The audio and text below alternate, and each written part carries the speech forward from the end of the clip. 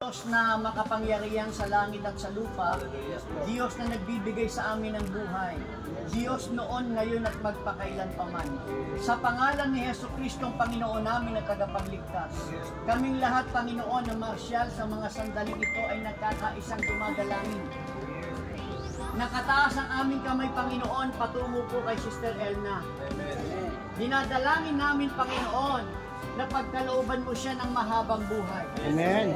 Bigyan ng magandang kalusugan, mula ulo hanggang talampakan. Dalangin namin, Panginoon, na maabot niya pa ang iba pang mga pangarap niya. Maging maligaya ang kanyang buhay, Panginoon. Buhay na nakapaglilingkod sa iyo.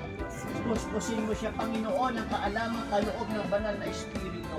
Maging matatag sa buhay, at dalangin po namin, Panginoon, manatili siyang nakapaglilingkod sa iyo.